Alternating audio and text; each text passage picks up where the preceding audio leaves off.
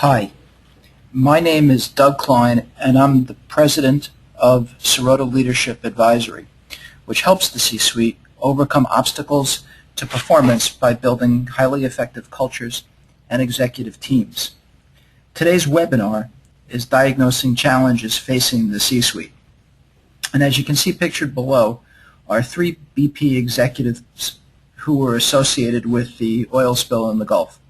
Now, the point here isn't to debate whether there are going to be challenges that the C-suite has to face, or even mistakes. If you think about the Johnson & Johnson Tylenol scare, for those of you who can remember back that far.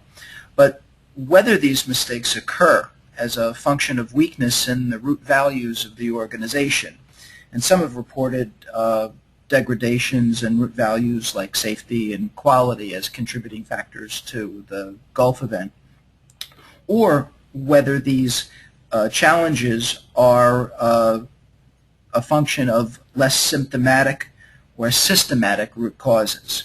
And today, of course, we're going to focus on how to assist the C-suite in becoming aware of the systematic ones. And so welcome, everybody.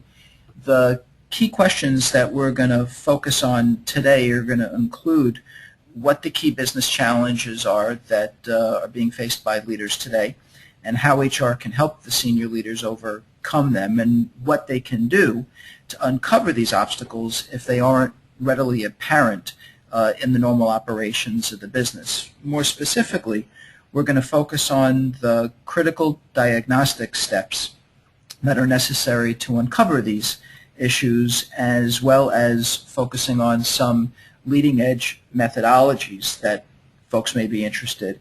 In addition, we're going to illustrate with case studies that show both the frustrations and success associated with taking advantage of some of these tools and techniques. And so for us to begin, perhaps the best place to begin is with the challenges that leaders might face. And so if one of the leaders' goals is to turn challenges into competitive advantages, then one must immediately ask the greatest challenges that are facing the C-suite. Now, in asking that question, few would begin to argue with the list that we're going to develop here. You need the right people. You need the right strategy. You need the right assets and procedures to get the work done. And even you need to be aware of the external threats or shocks that might get in the way of C-suite executives achieving their business goals. But one of the things that we do know is that the reasons why best-in-class companies are often best-in-class is because they're able to deliver growth by converting these executive challenges into competitive advantages that are in service of continuous growth. Now, what these best-in-class companies do is they take generally available resources like talent and strategy and assets and combine them in unique and efficient, effective ways so that these resources become an advantage. Now, one of the ways that they do that is by ascribing a certain level of value to these assets. And so one of the first attributes that they look for when creating competitive advantages obviously is, are these resources valuable? Now, they being valuable doesn't necessarily make them rare. It doesn't make them uncopied. It doesn't even make them wholly unique. A good example of that might be operational assets in an organization. Operational assets may be their unique focus on innovation, or the way they bring together people, technologies, and processes to get their work done. Valuable, of course, but certainly not rare or uncopied or wholly unique.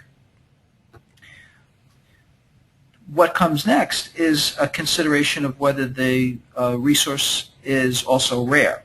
Now, it may be valuable and rare, but does that mean that it's also uncopied and wholly unique? A good example of a rare resource is talent.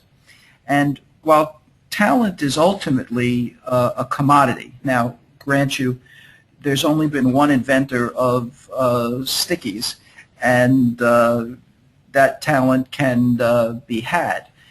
Even though that the acquisition of that talent may be rare, most organizations are able, through some efforts, to find valuable, rare talent to work in their organization. The next question that they're really looking to answer, is the degree to which the resource in question is unique. We call it inimitability. And, is it difficult to be copied? Is it difficult to be copied because it's so complex, because the resource requirements are such, because externally it looks very ambiguous what the company is doing, because the methodologies are also a little opaque? A good example of that might be the business strategy. But still, many businesses have their own strategies, and many of them are quite good. And so you can go as far as to say I have valuable, rare, inimitable resources that are providing me some level of advantage and still not have gone far enough. The last piece of the puzzle is around non-substitutable. And so we're talking about things that are wholly unique. And a good example of that are things like proprietary or replacement technologies. When something that was very people-intensive becomes technology-intensive in one or more of the service providers, often that provides a tremendous competitive advantage. Except even still, many companies have a whole list of tangible resources that fit this VRIN model of valuable, rare, inimitable, and non-substitutable.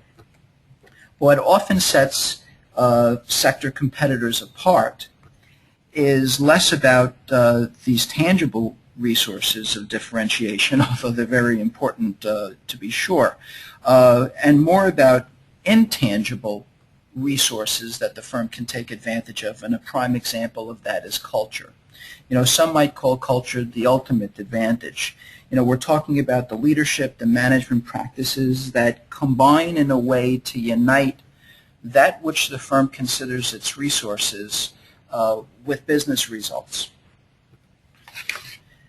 And so one of the primary roles, therefore, of HR is to provide the insights and the solutions to any existing competitive obstacles to growth. And so that then begs the question, what are the most important challenges that HR can help the C-suite overcome in the context of obstacles to creating a competitive advantage? Now, we've already spoken about a number of them, and these truly represent the tickets of admission. If an organization fails here, they're likely to fail, period.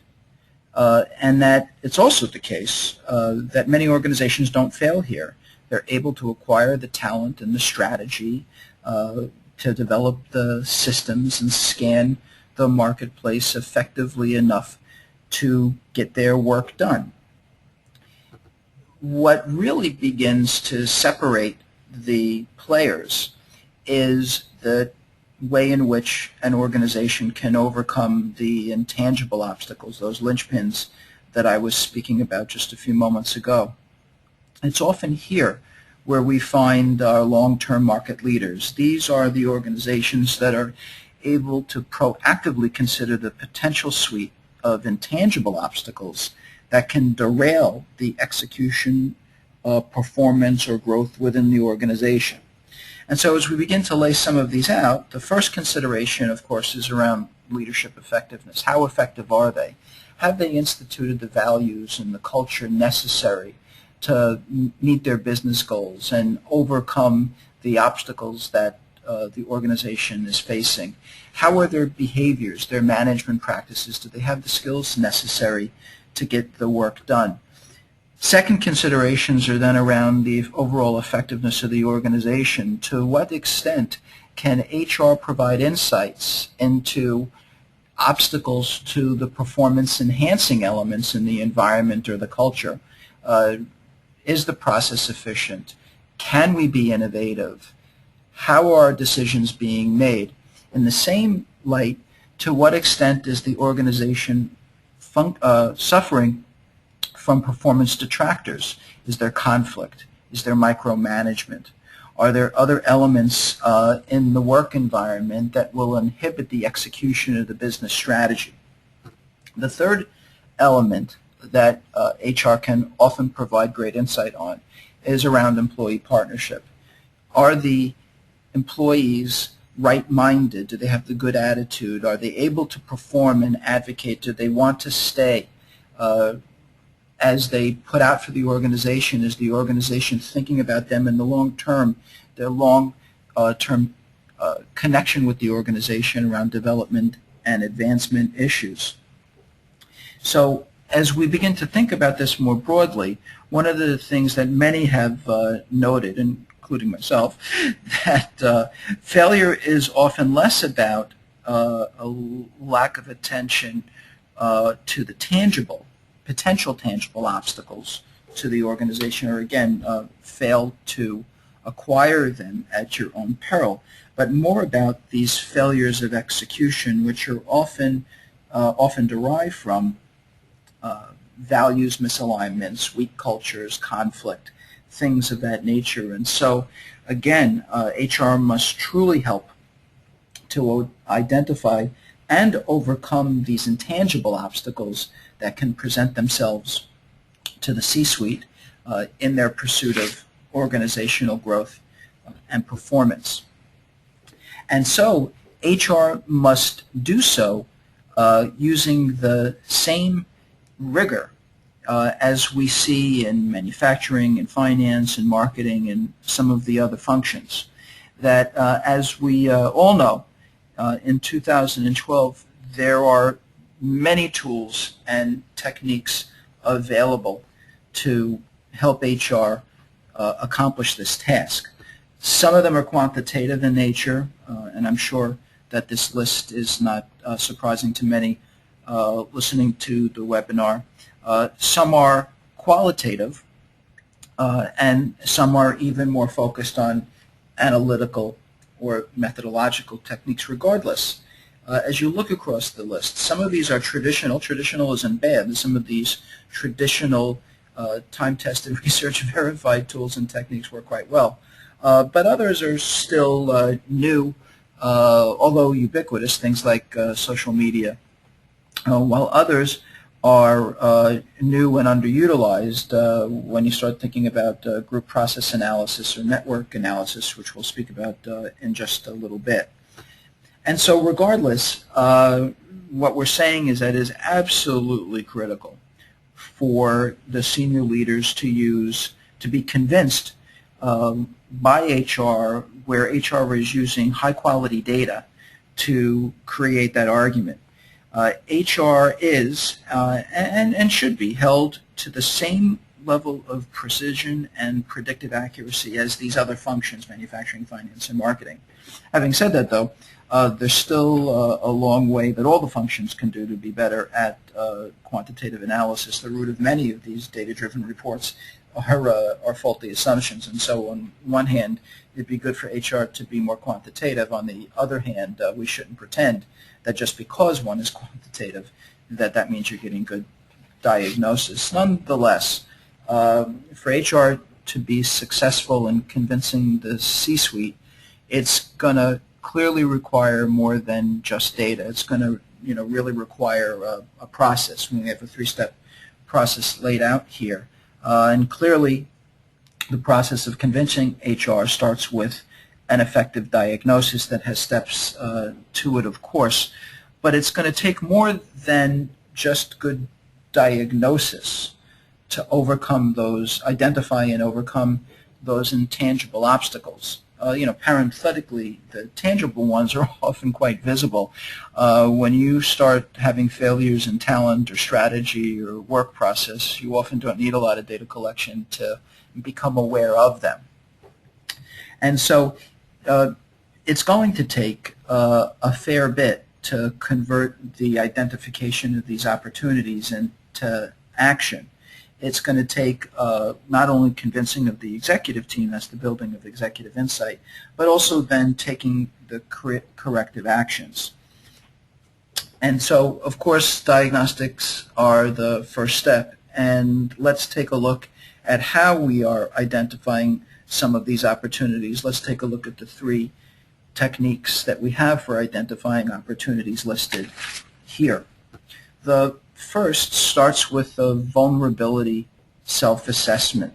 And the goal here is to be able to begin a dialogue internally where you can convince others that there may be lurking problems. This is easily administered. You can take it yourself if you're the knowledgeable party, or give it to a few people and average the scores up. It's benchmarkable so that you can begin to see how your scores compare with other organizations on these dimensions. The self-assessment focuses on how vulnerable your organization is to foreseeable management setbacks. What do we mean by foreseeable? Well, it's focusing on values and alignment and data-driven decision-making and belief in the impact of human capital on business results, and the use of root cause analysis in the identification of some of these intangible factors. It focuses on not only are actions taken in the face of data, but are these actions aligned with the values of the organization so that they have a possibility of success. At the end of the self-assessment, the report is produced that provides a very clear directional advice as to what might an organization expect with a pattern of scores that the self-assessment uncovers. And just to say, as a token of our appreciation for people listening to the webinar, we're going to send a link where each of you would be invited to take the self-assessment.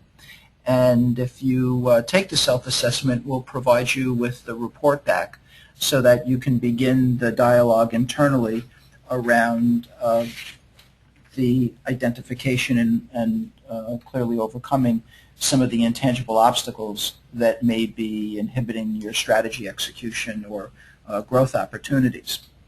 And so the first step is the vulnerability assessment.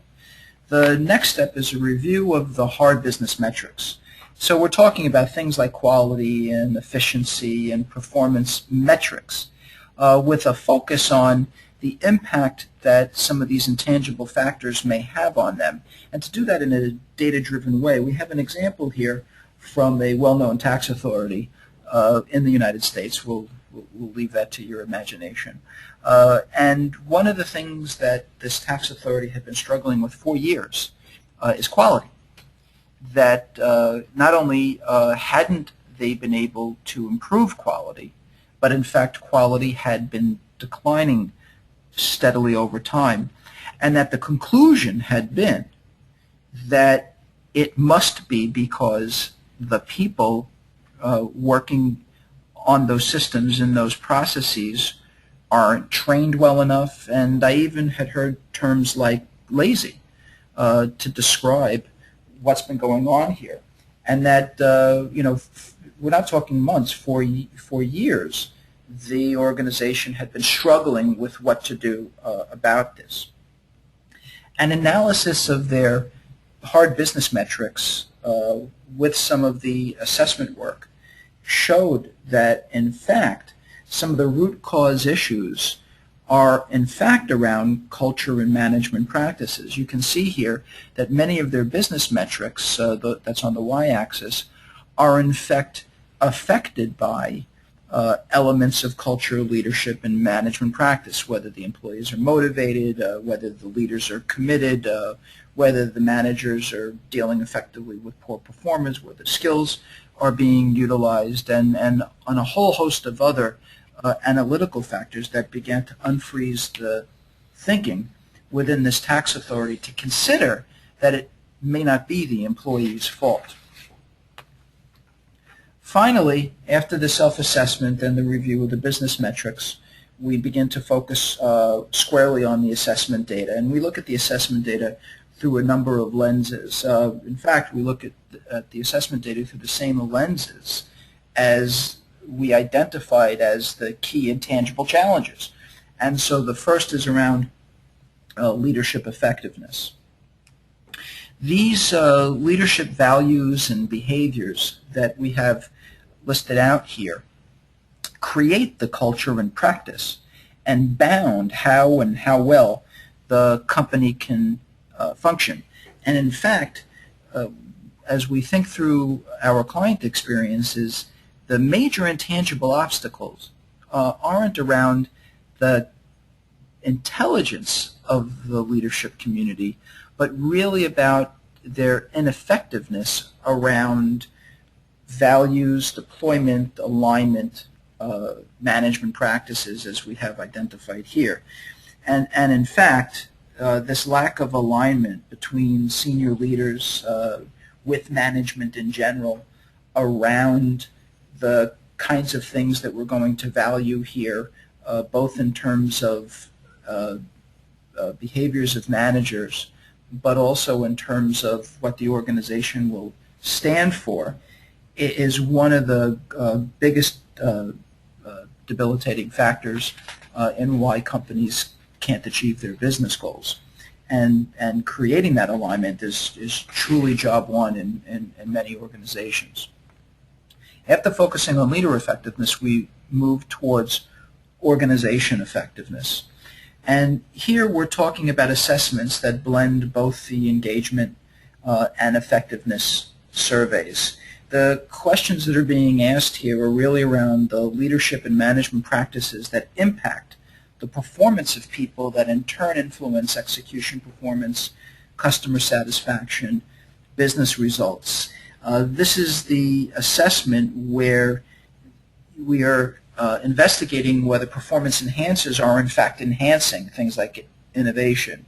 And at the same time, where we're identifying where there's cultural poison that needs to be drawn out. And that would include things like conflict and favoritism, but also more obvious things around mistreatment and micromanagement.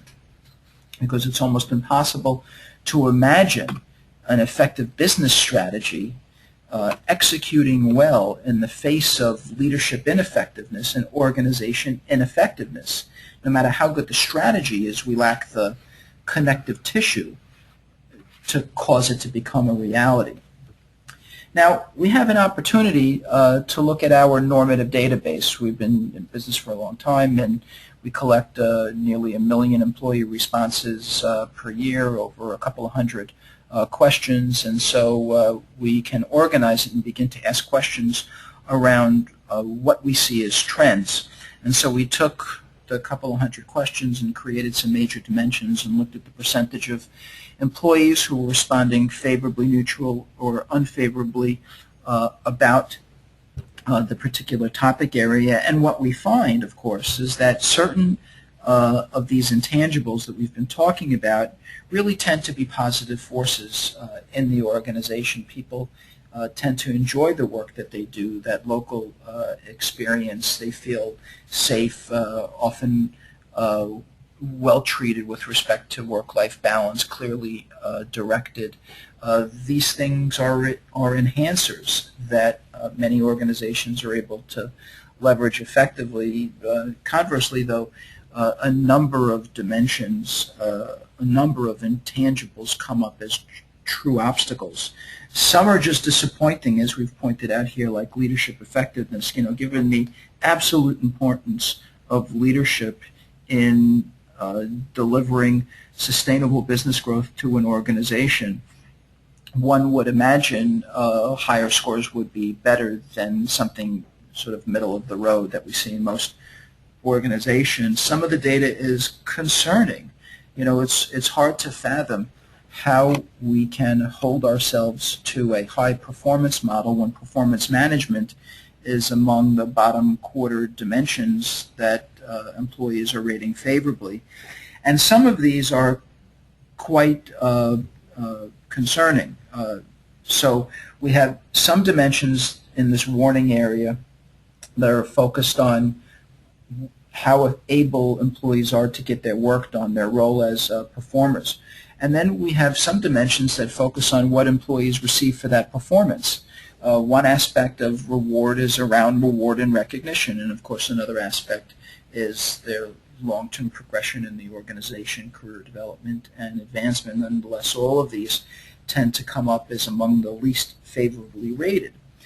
But the other reality is that simply creating a list like this, and so this is normative data, you can imagine creating a list like this for your own organization, it's not simply enough to show a chart like this to your executive team and watch them start working. It doesn't work like that, because in fact there's other data to be had. And when we looked at our normative data and divided it between the top 2% of senior leaders and the rest of the organization, one of the things that we found is among those lower rated dimensions that many of those items were very well rated by the senior leadership team. And so those rating patterns are quite different. And so if you just look at the first one, the senior leaders believe that they're trusted. And at the same time, that represents almost a 35-point gap, 33% gap between how the rest of the organization feels. The senior leaders feel that they do a good job planning, that they reward, that there isn't favoritism, that policies are administered fairly, that the organization treats people with respect and dignity. But the rest of the organization feels differently. And so the question then begs, do these differences of priority, do they directly impact the company's ability to execute and perform? And obviously the answer to that is overwhelming yes. It's not always the case, though, that there are these gaps. Normatively, we find that there are also a number of items where both management, both senior leaders and the rest of the organization generally agree that we don't do a good job focusing on the short term, on the long term, that training could be better, processes could be better. And this is all fine, because this is really at the root of some of the major intangible obstacles that companies find. So what's the problem? The problem is that when you begin to interview leaders and you ask them why this data looks this way, they often revert to citing tangible obstacles as the causative factors. They will talk about the strategy being flawed, or the resources not being there, or the technology lacking, or there's shocks in the environment that are causing the system to stress. They will focus on all of these base tangible resources. Conversely, when you speak to non-management and ask them why the data looks this way, they talk about leadership culture and management practices. And so even though the data looks similar here, their own root cause analysis leads them in very different directions, which you can imagine would generally impact an organization's ability to respond. And so looking at our normative data, one of the things that research has borne out time and time again is that most companies are going to find themselves having their execution and performance impacted in some way, well, it would be positively or negatively, by these four basic areas. And so an organization may find that values, execution for them is a strength, that their values are stated clearly, leadership is aligned, that they only advance true believers into the higher management positions, and that in fact that alignment creates management success for them. Other organizations may find that the relationships are strained in the executive team, that the members don't interact well, or that leaders aren't seen credible, and this lack of alignment sets the stage or has already created a number of management setbacks and an inability to accomplish their business goals and objectives. And so when you're done sort of taking this all into consideration, sort of brought back to a very clear set of typical actions that result from the identification of opportunities.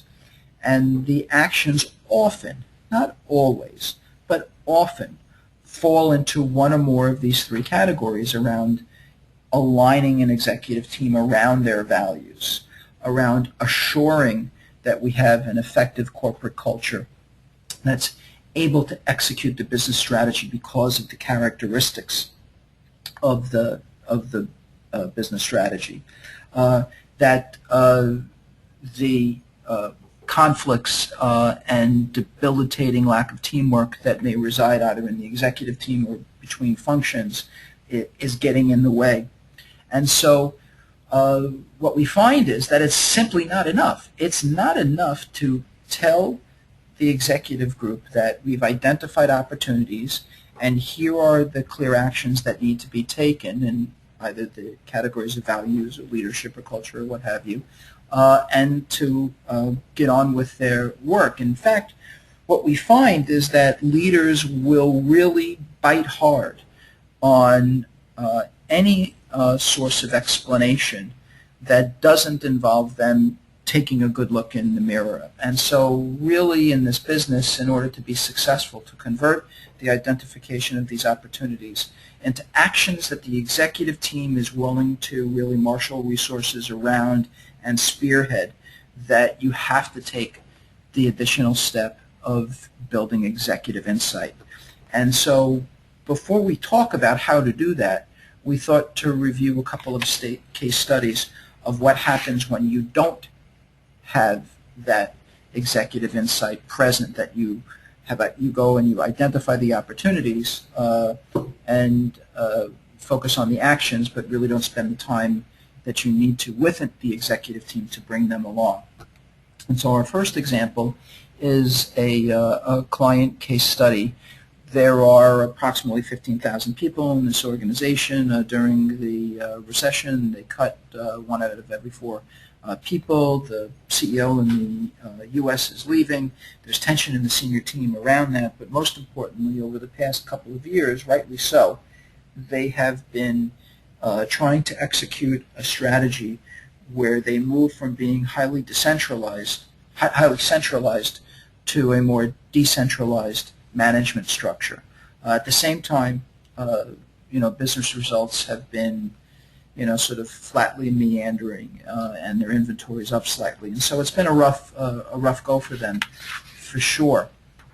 We do the survey work for them, and of course the data comes back around decentralization, where both management and non-management say, generally it's a good idea, and so it's a smart strategy, but that the strategy itself isn't being executed well, and that in fact the attempt to move into this new structure hasn't made anything easier.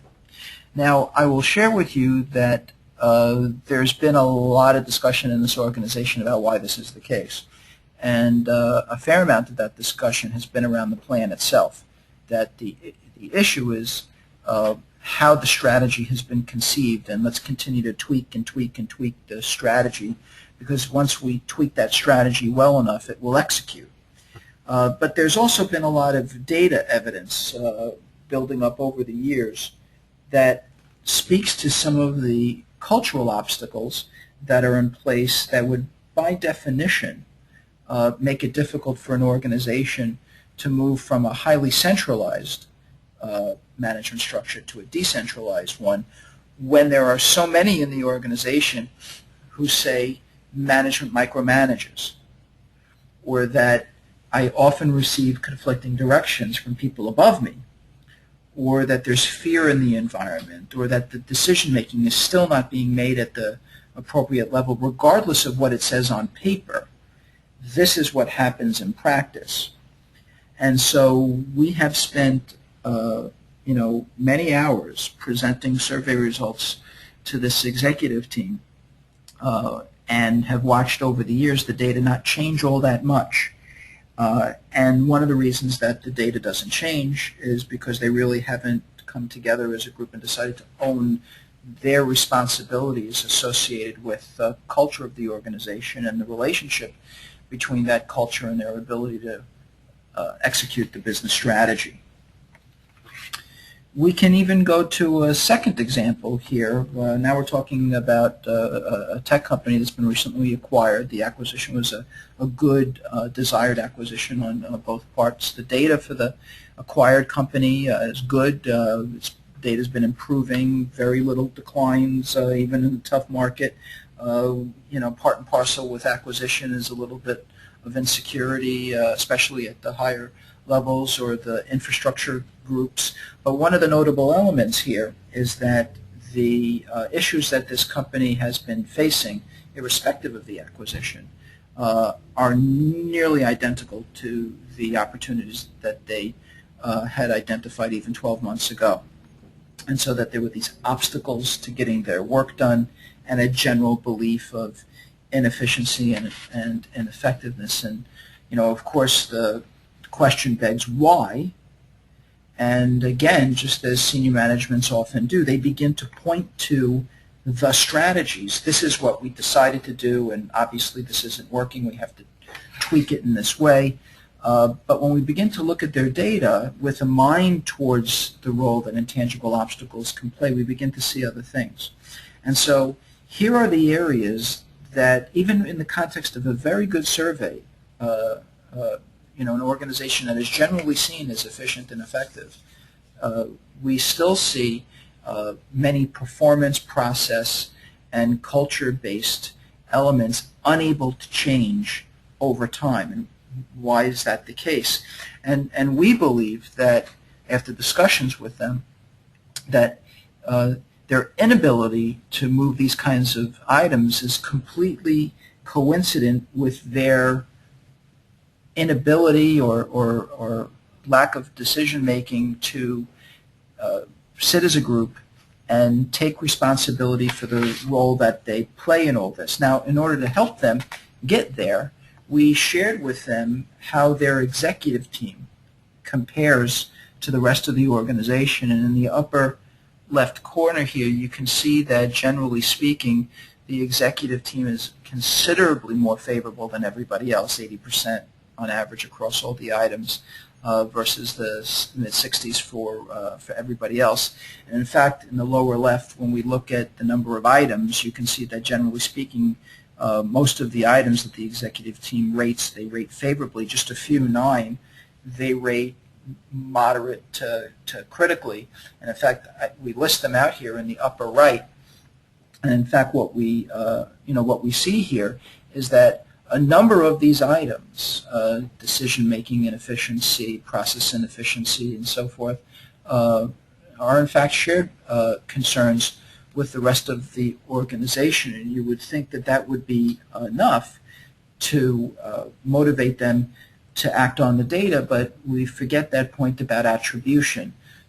The executives continue to attribute a number of these issues to tangible elements like the strategy, resources, training, and have been much more hesitant to grab onto issues that speak more towards the values, culture, leadership practices of the place, as evidenced by some of the comparison data. When we look at the data, many in the organization, almost the entire organization, is saying that roles aren't clear, people aren't held accountable, communications are suffering, we're not internally focused, decision-making can improve, we don't take risks, we don't prevent, we firefight. These are very difficult environmental obstacles to execute any business plan within, but at the same time, when the executive team, the top 8 or 9 people in the organization, feel that all of those things are going fine, the question then begs, are these perceptual gaps causing the organization not to focus on the right things? And so one of the things that we then begin to see with both of these examples, that leaders really do need to be shown the impact that their behaviors or lack of actions or unhealthy actions or unhealthy perceptions or misperceptions or misalignments or blind spots can have, and that to the extent that these executive teams don't internalize their role, it just continues to add towards the creation of obstacles to performance in the first place. And so we have to carefully show them the impact that their behaviors can have. And oftentimes the only way to do that is to provide them with a mirror of their behavior, a mirror of the consequences of their values, beliefs, blind spots, and the impact that those behaviors, beliefs can have.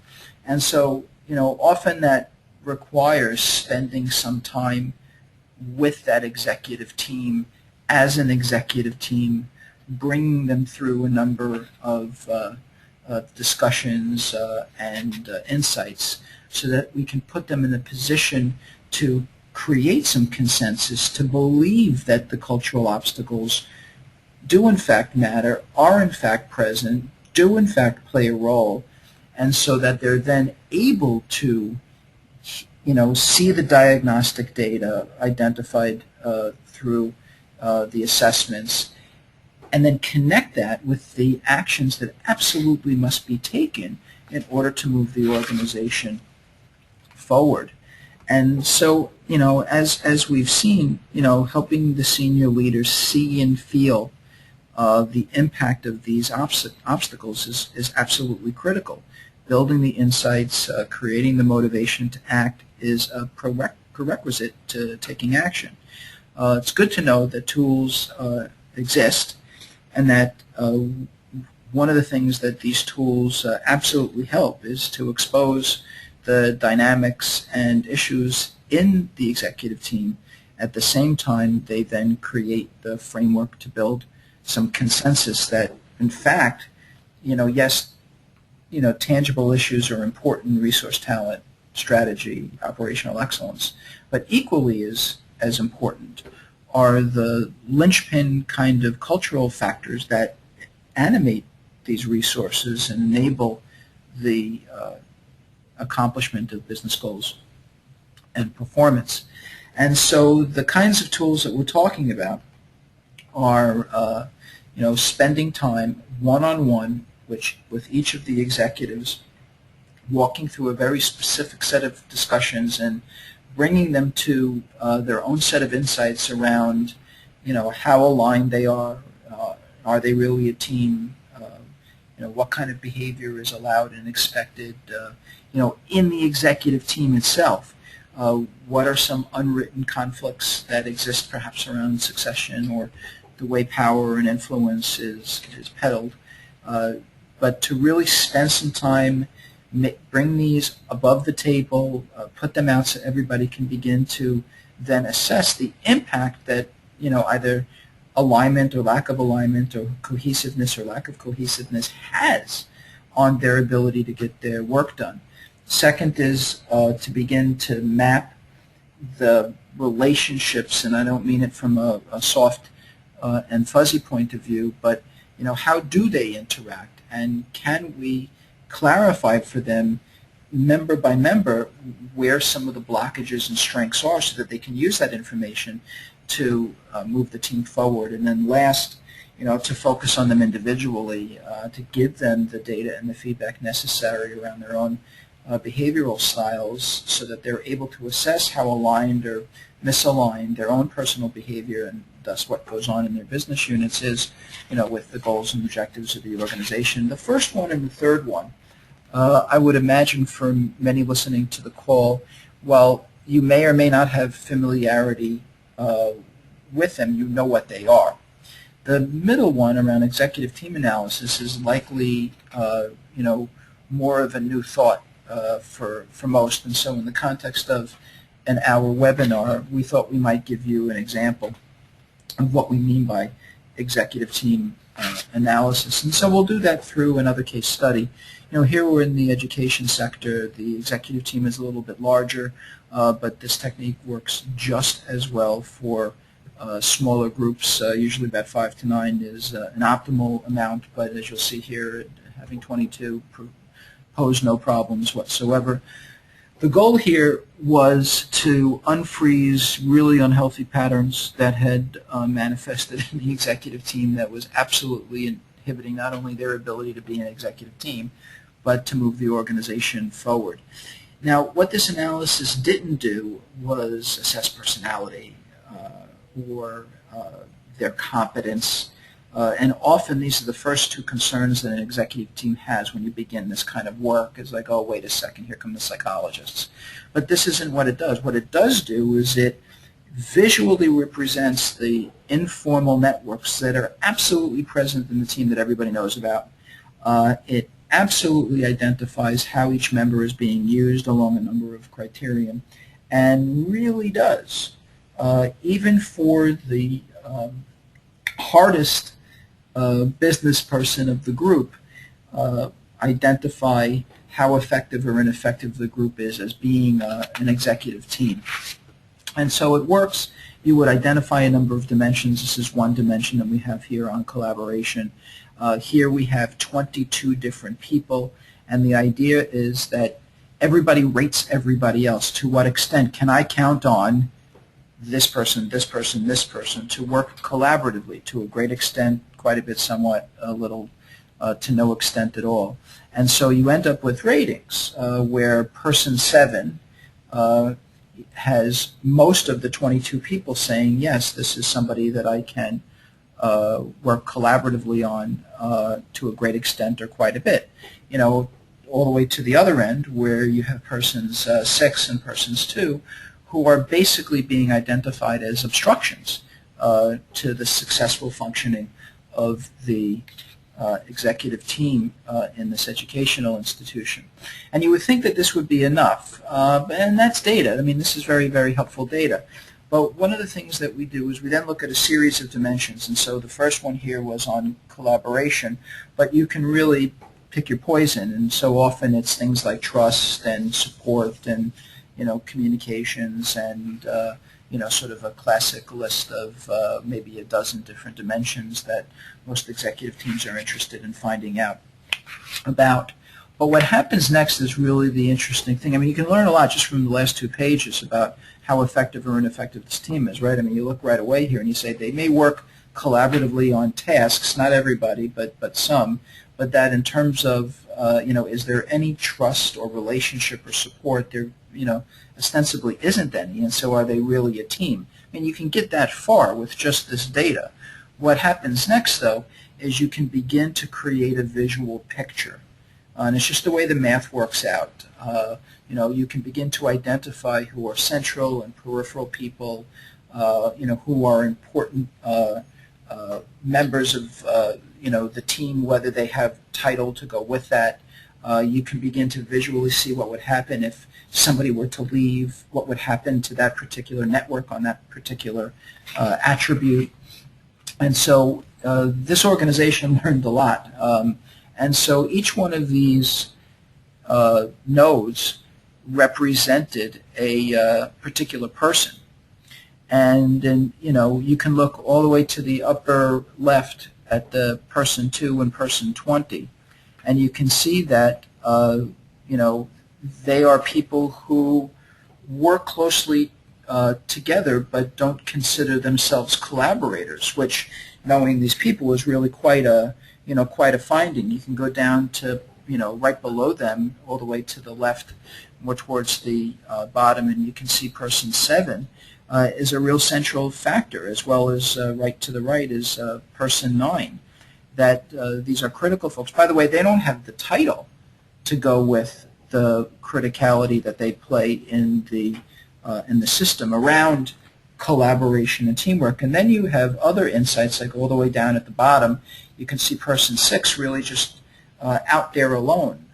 And that happens to be a very critical person. And you can imagine the lack of collaborative leadership in the organization when such a central person really isn't seen as collaborating with anybody.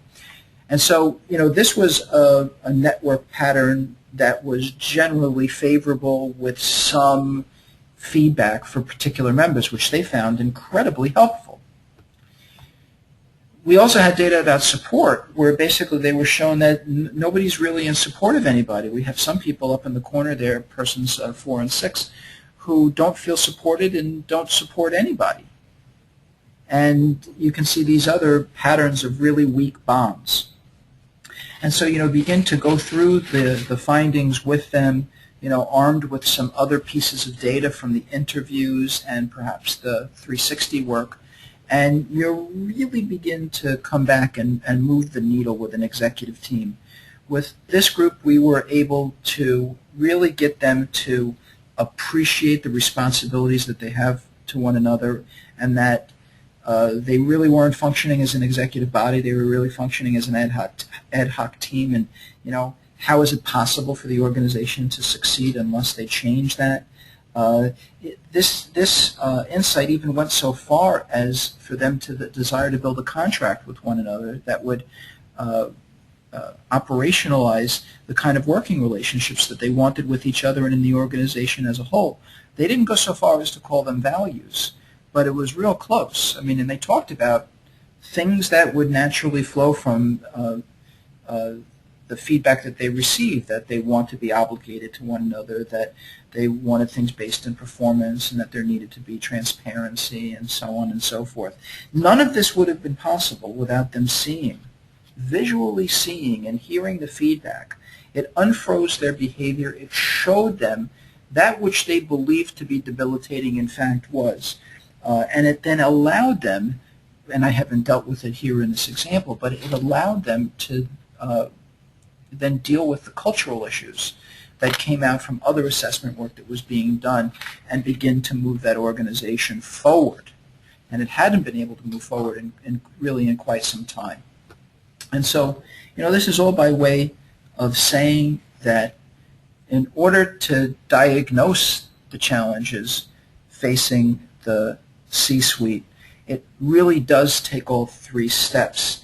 And that if your assessment programs are good on diagnosis but weak on executive involvement and really then execution on action, that you really are vulnerable to the kinds of managerial setbacks that we talked about in the beginning of the webinar. That in fact competitive advantages that you have based on some of your tangible resources, I have the right people, I have the right strategy, I have good process, but we're still failing. Why is that the case? That it may be the case because your values and culture and leadership and management practices aren't animating them in a way that enables them to execute. And that it won't be enough to simply say that to an executive team, that in fact they have to believe it. And so often that requires this 3-step process of not only identifying the opportunities, but then building that executive insight so that the actions that have to flow can flow. So we've spent time talking about opportunities, and we've spent time talking about executive insight. The last bit is around taking action. And so we've said already that just from a predictable point of view, that most organizations, not all and maybe not yours, most organizations on the heels of any assessment in any given year will find opportunities around alignment, climate and culture, and conflict. And so the question then begins is, how do we now begin to effort action around these 3 areas? What are the kinds of things that companies are doing, what are the kinds of tools and techniques, what's the range and behavior, how does all this happen, how much time does it take, how painful is it, how much success can we expect, and how quickly can that success occur. And so that then represents the topics for our next 3 webinars, where we're going to take really each one of them, and we're going to do a deep dive. The first one will be on May 16th, where we look at the misalignments and values and enduring principles that leaders hold about what leads to successful organizations, what the company stands for, and how debilitating it can be when, in fact, leaders all aren't on the same page and that they can't even decide what should be on the page. September 12th then brings us into culture and culture change. Well, proof evidence of why culture matters, the impact that it has on key business outcomes, what one has to do to change it. And so we deal with the leading successful change element as well. And that the role that senior leadership has to play in this is culture change isn't something that gets delegated to an action team. This is the job of senior leaders. And so how do we involve them in the process? What role do they play? What are the steps? And then on December 4th, we'll finish up looking at the conflict and partnership building. And we call it poison in the C-suite because by far it may not be the most long term. In fact, it's very important to have a good culture and strong values. But in terms of immediacy, when there is conflict between individuals, especially conflict between individuals in the C-suite, it festers and it can completely debilitate the organization, especially when it's between 2 strong power brokers. When the COO and CFO and the chief legal officer and the chief technology officer, when HR is battling with manufacturing, and manufacturing has all the people, and HR has all the the HR infrastructure to support those folks. This is not good. And so what can we do? What are the steps that can be taken? How do we resolve conflicts, not only in general, but specifically within the senior executive team and the C-suite? And so in sum, what we've really been leading to is a couple of conclusions, perhaps obvious at this point, but we'll make them anyhow. And the first is that really strategy and culture have to be aligned, that it's almost impossible, in fact it is impossible, to achieve long-term business success without that being true, that oftentimes when organizations are failing, they're not failing because they haven't been able to find talent, or they haven't been able to develop a strategy, or they haven't been able to organize their resources. Of course, not doing those things is very, very bad, but it's often the case that there are these intangible obstacles that get in the way, and that the frustrations that leaders often face are frustrations of implementation and execution, not of strategy development and talent acquisition. Although again, not everybody can can hire Bill Gates, and if you can, that's probably a very, very, very good thing. But in the main, talent can be had, strategies can be developed, but these obstacles to execution and implementation really speak to the root of some of the real fundamental problems. And that's what we're really showing in the diagram here, that leadership and management practices combine to create an environment that employees experience day to day, and the combination of leadership and management practices and the day-to-day experiences of employees really provides the environment in which culture and strategy come together, which either produces business results or doesn't. And so, a major theme of this webinar has been that businesses must be able to predictably identify, diagnose, and overcome these obstacles, because if you don't have a plan in place, if you don't have your own 3-step process in place to bring leaders along to help them to identify these linchpin opportunities to achieve strategic business growth, you're going to be suboptimal. And I can't tell you how many business leaders that I speak with that absolutely believe the final statement here, which is that cultural issues, issues of leadership and values, and employee engagement, that these kinds of things will absolutely debilitate a winning business strategy every time. That they would rather have a solid organization and an average strategy than have a winning strategy and an organization that suffers from leadership issues, values, misalignments, conflict, those kinds of things, because it's almost impossible.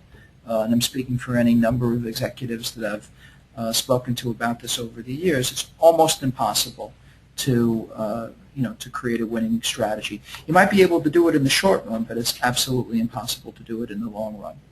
And so with that said, I want to thank everybody for their interest and for sitting through this webinar. You should truly feel free to contact either myself or Liz. Again, please don't forget that you've all been invited to fill out the vulnerability self-assessment. And so what we'll be doing is sending an email out to you with some follow-up from the webinar, but this will also have the link that you can then click on, fill out the vulnerability assessment, and then we'll create the report for you with some of the benchmarks and directions for actions, which will then enable those that desire it a template to begin a discussion internally focused on what are the kinds of behaviors that we have to engage in to better identify the intangible obstacles to strategy execution, performance, and ultimately sustainable business growth. Thank you very much.